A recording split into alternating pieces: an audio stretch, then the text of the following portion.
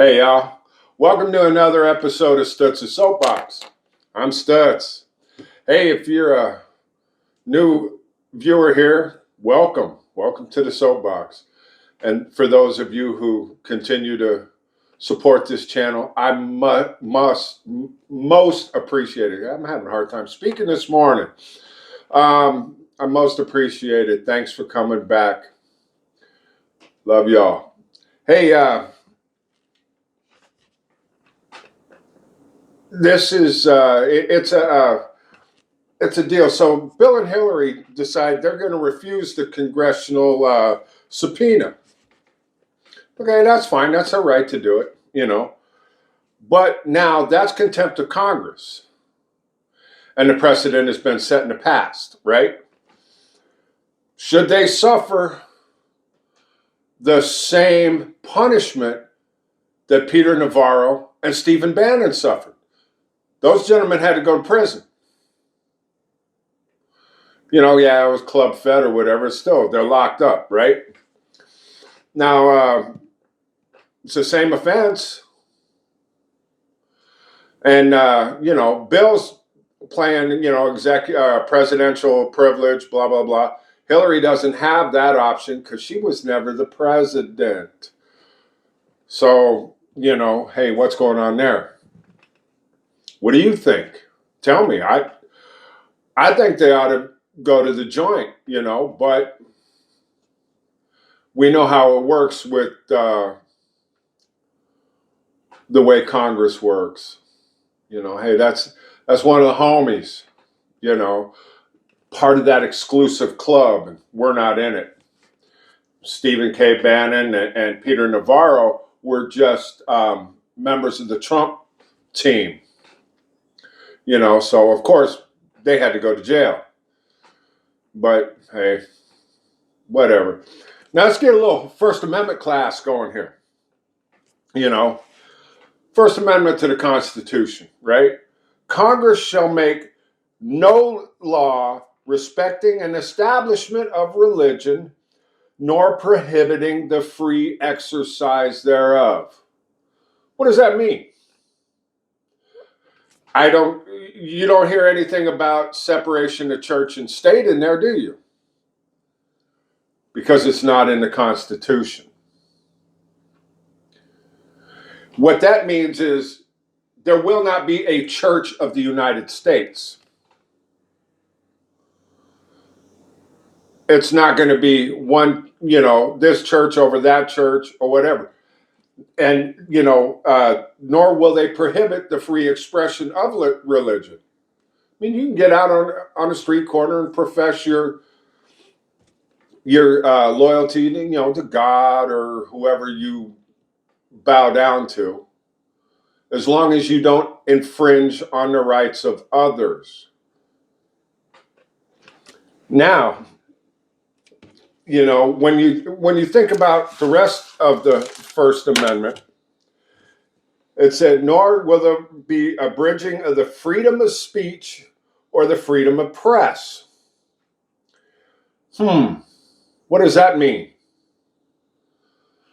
Well, it means, they can't stop you from talking. Yeah, I know they're shouting fire in a crowded theater, unless it's part of the act. You're not supposed to do that. You're not supposed to slander people, but that's why we have laws for that. But hate speech can be from either side. You don't like what this crew is saying. You don't like what this crew is saying. You don't like what the Black Panthers are saying. You don't like what the Klan is saying. You don't like what the white supremacists are saying. Guess what, boys and girls? They have the right to say it.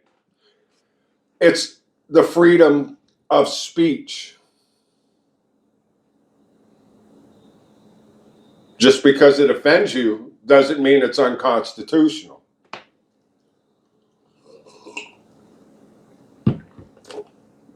Look at what they did during, first Trump term, where government entities got with, Twitter and Facebook and all that, and squashed a sitting president from being on those platforms.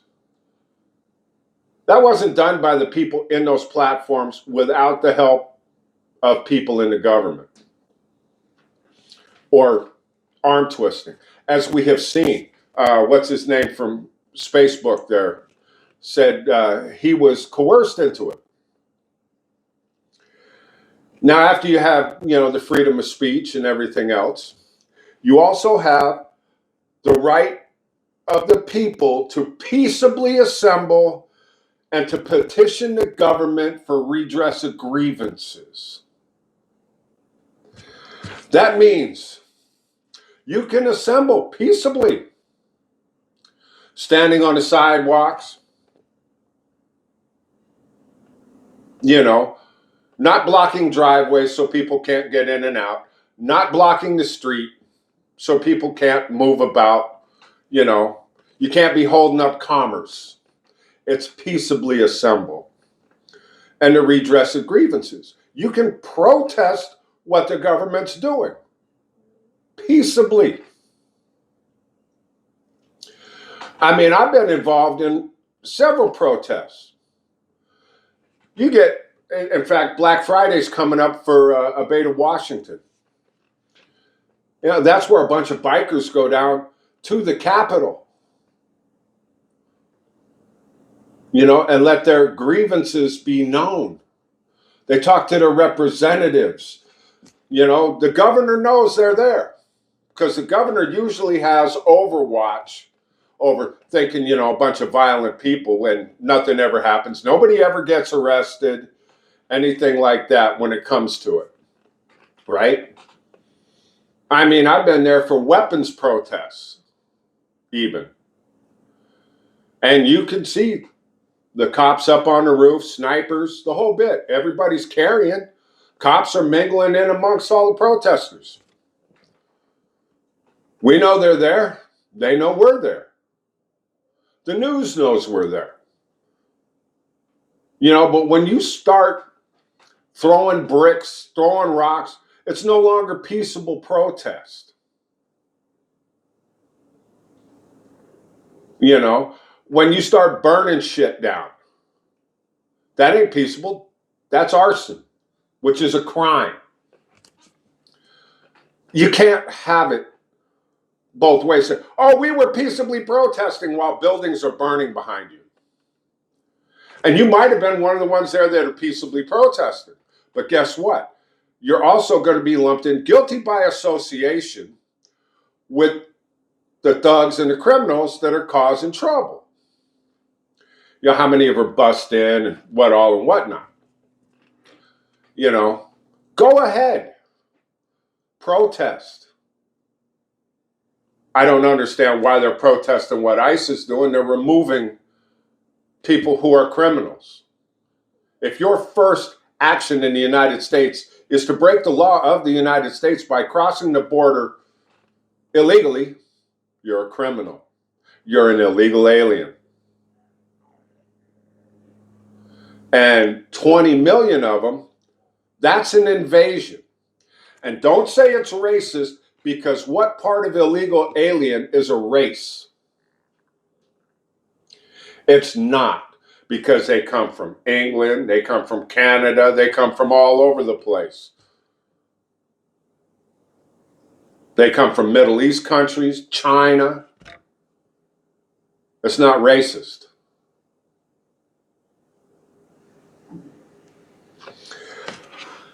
But hey, man, if you got anything out of this, if you got it, hit the like button, subscribe to the channel, share it with people. If you think I'm wrong or think I'm right, comment. Let me know. Let me know what you think. Because if we can't talk to each other, it might come down to throwing blows. And that's something you don't want. We don't need a civil war, because there's no such thing as civil in war. Hey, you got anything out of it, you know what to do. I love y'all. Out.